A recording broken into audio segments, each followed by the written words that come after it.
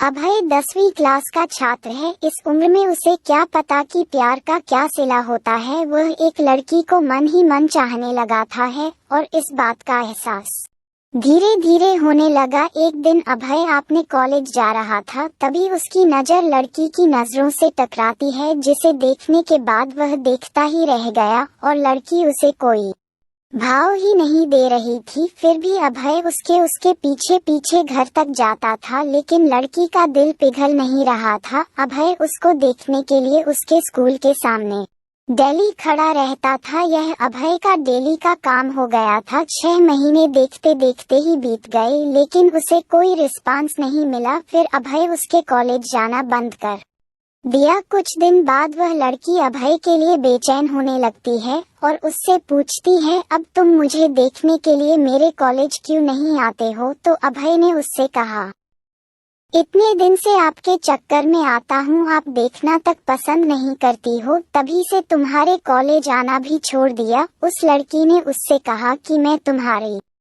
परीक्षा ले रही थी, तुम मुझे कितना दिन तक फॉलो करते हो? वैसे मैं भी आपसे बेइंतहा प्यार करती हूँ। फिर अभय ने उस लड़की का नाम पूछा तो लड़की ने अपना नाम सोनिया बताया। उसके बाद अभय ने सोनिया को प्रपोज किया और सोनिया उसके प्रपोजल को एक्सेप्ट करती है। सोनिया और अभय का प्यार दिनों दिन बढ़ता चला जाता है।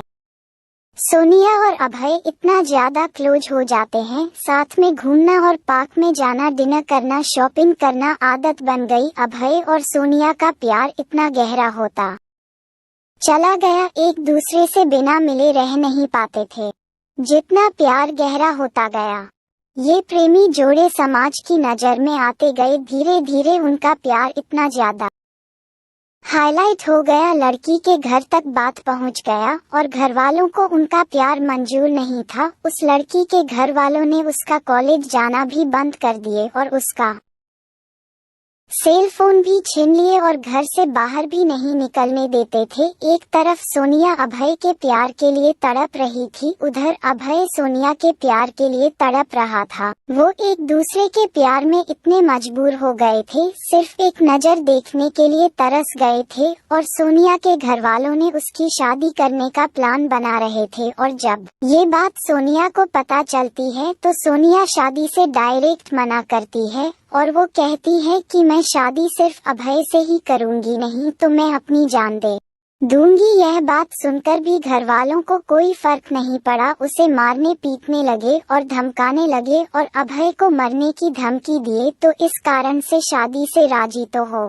गई, लेकिन उसके दिलो दिमाग में अभय ही था। उसके बाद सोनिया ने अभय को एक लेटर लिखा, जिसमें लिखा था, मेरे प्रिय अभय, मैं आपको छोड़ना तो नहीं चाहती, क्या करूं, छोड़ना पड़ रहा है। हम पहले किसी से प्यार नहीं किए थे और पहली बार आपसे प्यार हुआ था। मैं आपको आज से नहीं, बहुत दिन से चाहती थी। कॉलेज तो एक बहाना था, मैं तो सिर्फ आपको देखने के लिए आती थी। मैं आपको धोखा नहीं दे रही हूँ, मेरी मजबूरी है, ये आपकी जिंदगी का सवाल है और मेरे घर वालों ने मेरी शादी तय कर दी है। मैं शादी तो नहीं करना चाहती थी, लेकिन मेरी मजबूरी है, क्योंकि मुझे आपकी जिंदगी बचानी है और आपको मारने की धमकी दे रहे थे, इसलिए मुझे मजबूरी में शादी करनी पड़ेगी। प्लीज आप मुझे माफ कर दीजिएगा, आपकी मजबूर सोनिया। उसके बाद अभय भी सोनिया के लिए एक लेटर लिखता है, मेरी प्रिय सोनिया, मैं तुम्हें कल भी बेइंतहा मोहब्बत करता था, आज भी तुम्हें बेइंतहा मोहब्बत करता हूँ। मैं तुम्हारे प्यार के लिए कुछ भी कर जाऊंगा, अगर आप नहीं तो यह